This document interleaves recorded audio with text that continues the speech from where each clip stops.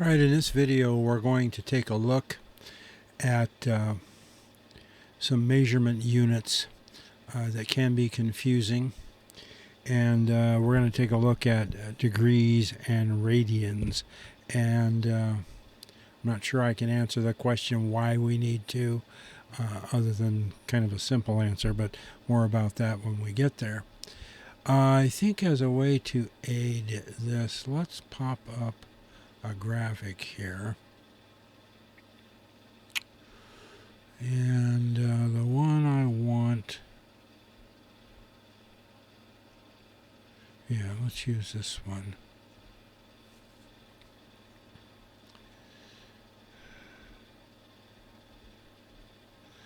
Okay.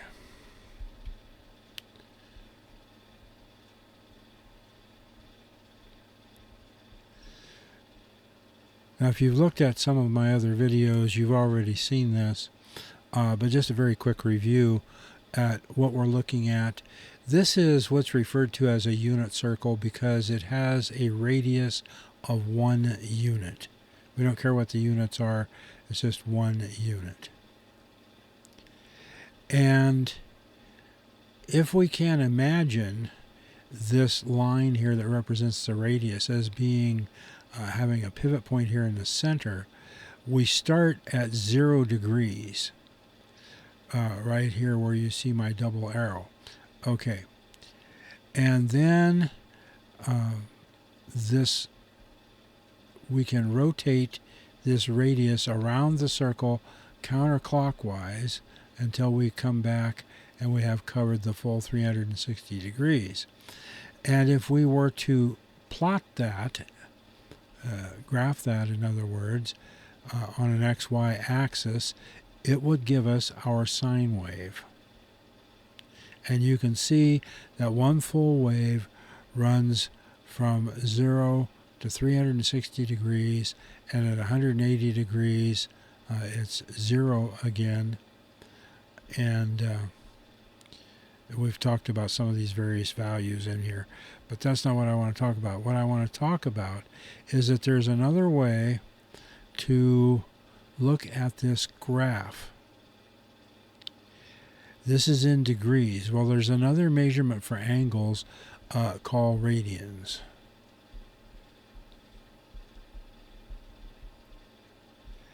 And I think what I will say about radians is that they are necessary for simplifying some pretty complicated calculations later on, especially in calculus. It's just easier to calculate in radians. Okay, so what's the relationship? Well, there are 2 pi radians, use a lowercase r for radian,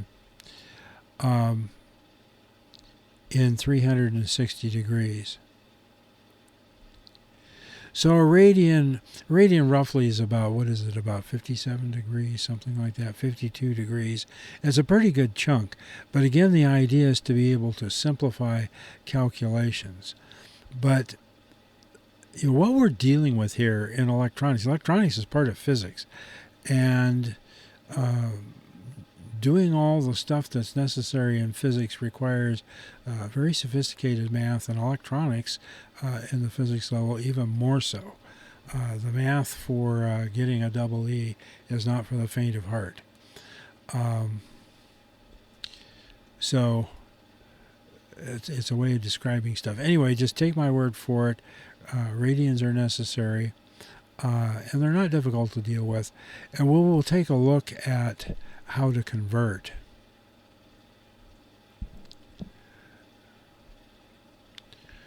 So the conversion factor is, well, let's start with degrees. I have degrees, and I want to get to radians. So I need a conversion factor that has degrees on the bottom. And it turns out we're going to use 180 degrees. That's right here on the circle. And that's halfway, isn't it? That's half of 360. So instead of 2 pi, we will just have pi radians. So this will convert. Now, if I have radians,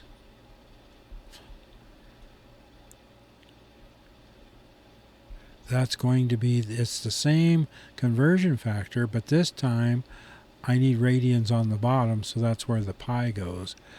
They don't use the R. Radians is kind of a dimensionless unit. Sometimes you'll see a little R. So the 180 goes up here. Remember, in using conversion factors, you need the units to cancel each other as you go down the chain. Okay. I think I've done a video on conversion factors. All right, so this will get you back and forth between degrees and radians. So let's do an example.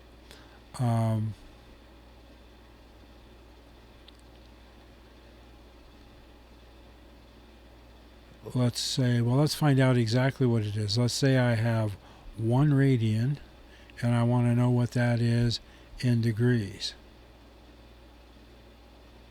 So 1 times 180, I just need to divide 180 divided by pi. And this is approximately equal to 57 point, let's round that up to 3 degrees.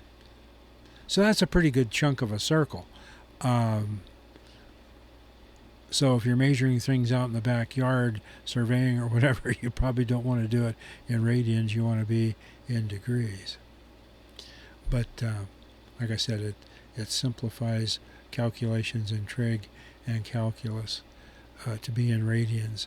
And you're going to find references in various reference books for electronics and so forth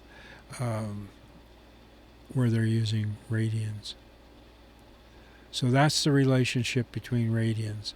So a full swing of this cycle is 2 pi. And that's in radians. All right, let's do another conversion. I've got,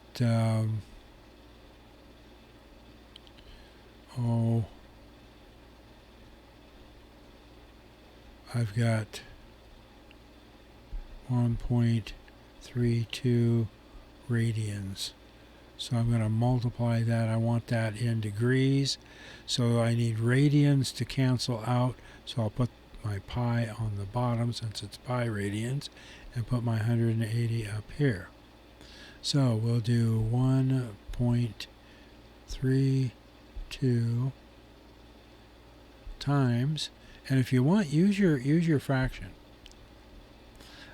When you're multiplying, everything takes place up here in the numerator, unless this is another fraction. So you could put the whole thing over pi if you wanted. But let's use this as 180 degrees on top, and this is divided by pi. And most calculators have a pi symbol for the internal representation of pi, and we see then that this is approximately 75.6 degrees.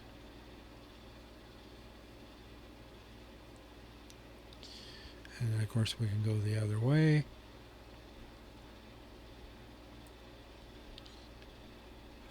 I have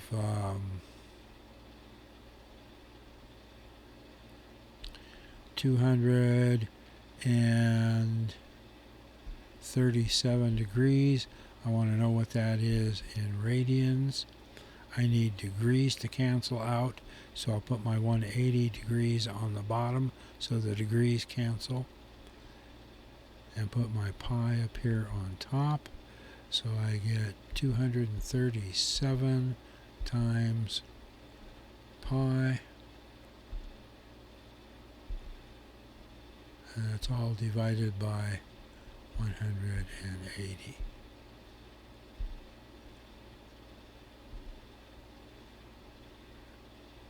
So that's approximately 4.1 radians. All right, good.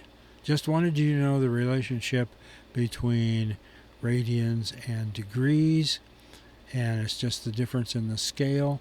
We have 2 pi is the same as 360 degrees.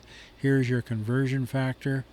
It's either pi over 180 or 180 over pi, depending on which way you're converting. And the main point there is always put on the bottom what you want to cancel out from the preceding factor in here. So if I'm having degrees here, then I want degrees on the bottom because the degrees will cancel out, as do the radians here. Okay. See you in the next video.